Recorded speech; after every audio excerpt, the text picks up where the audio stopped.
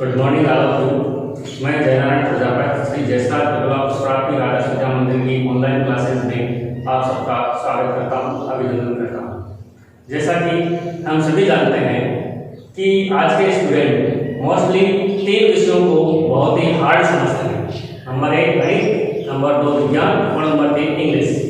अब इंग्लिश भी अपने आप में एक ऐसा विषय है जो आज के कक्षा 4 से लेकर के और ऊपर की लगभग 10-12वीं क्लास तक के बच्चे इसको एक टेंशन के रूप में समझते हैं। इसी टेंशन को दूर करने के लिए आज इस विषय के लिए मैं आपके सामने लेके आ रहा हूँ इसका सबसे महत्वपूर्ण भाग, जिसको अगर अपन जिसका कंसेप्ट क्लियर कर लेते हैं तो ये टेंशन हमारे लिए हमेशा हमेशा के लिए दूर हो जाएगी, जिसे बोलते हैं टेंस।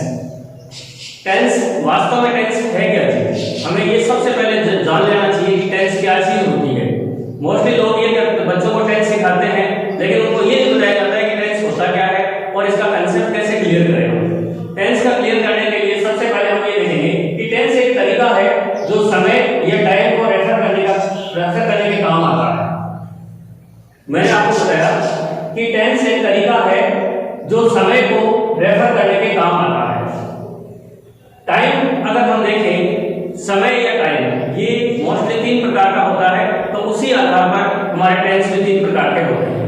नंबर 1 पास्ट टेंस, बीते हुए समय का जिक्र करने के लिए हम पास्ट टेंस का उपयोग करते हैं। Number 2 present tense, present tense मतलब वर्तमान में जो समय चल रहा है इसका जिक्र करने के लिए हम प्रेजेंट टेंस का उपयोग करते हैं। और नंबर 3 फ्यूचर, भी आने वाले समय को रेफर करने के लिए जिस टेंस का उपयोग काम में लेते हैं या जिसका उपयोग करते हैं वो है फ्यूचर टेंस। टेंस 3 प्रकार के होते हैं समय के आधार पर, पास्ट टेंस, प्रेजेंट टेंस और फ्यूचर टेंस।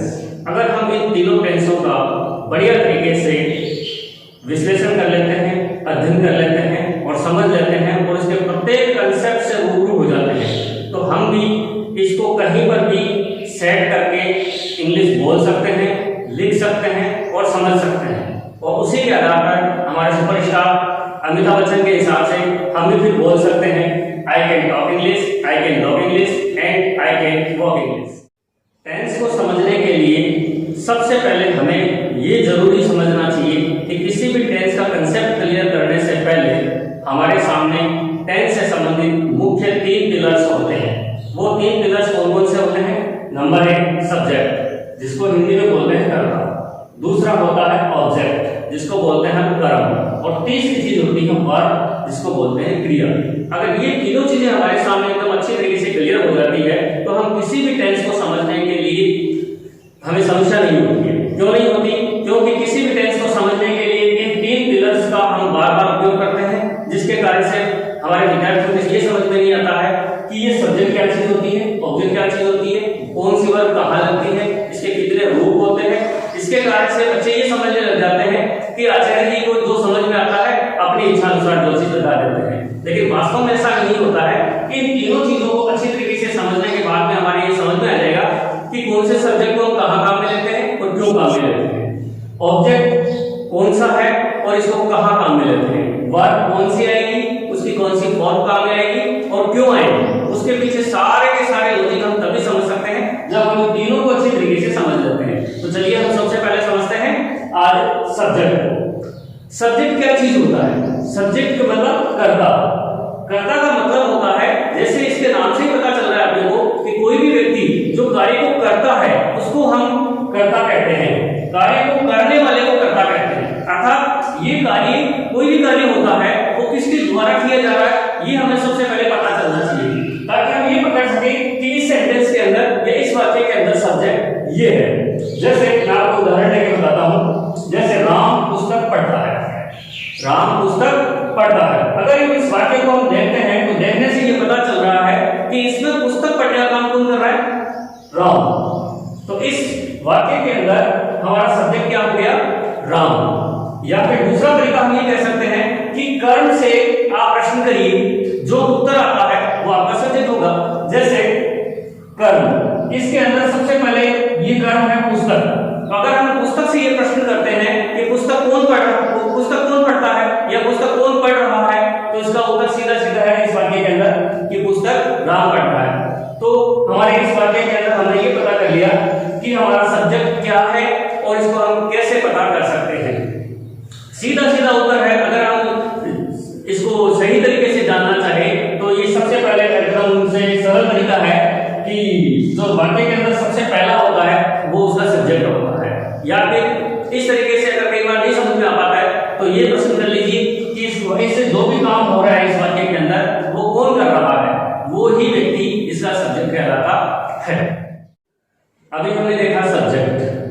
अब सब्जेक्ट की जानकारी होने के पश्चात हमारे सामने दूसरा प्रश्न खड़ा होता है कि क्या सब्जेक्ट एक जैसे भी होते हैं सारे के सारे? नहीं, हम इसको भी दो भागों में बांट सकते हैं। नंबर एक वचन जिसको सिंगुलर बोलते हैं और दूसरा है बहुवचन जिसको प्लूरल बोलते हैं।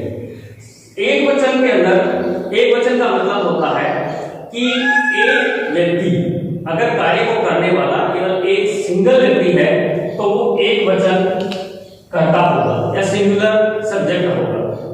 जैसे एक व्यक्ति के अंदर जैसे राम, श्याम, मोहन, सोहन, सीता, गीता, इस तरीके से किसी भी एक व्यक्ति का नाम आता है तो वो सारे के सारे जो सब्जेक्ट है उनको कौन से कहलाएंगे? एक वचन कहलाएंगे। इसके अलावा बहुवचन, प्लूरल के अंदर ऐसे सब्जेक्ट आएंगे या ऐसे कर्ता आएंगे जो एक से अधिक होते हैं। जैसे दो व्यक्तियों के नाम हो सकते हैं। इसके अतिरिक्त अगर इंग्लिश के हिसाब से अपन देखते हैं तो दे, THEY जिसको अपन बोलते हैं वो भी प्लूरल के अंतर्गत आता है। चलिए अब अपन सीखते हैं टेंस के दूसरा पिलर जिसको बोलते हैं ऑब्जेक्ट और जिसको हिंदी में बोलते हैं कर्म। ऑब्जेक्ट जिस पर काम हो रहा है या जिस पर काम होता है वो ऑब्जेक्ट कहलाता है। इसी वाक्य के अंदर हमने सबसे पहले ये पता कर लिया था कि राम इसका सब्जेक्ट है। तो राम किस पर काम कर रहा है? पुस्तक पर। ये जो भी काम कर रहा है वो किस से रिलेटेड है?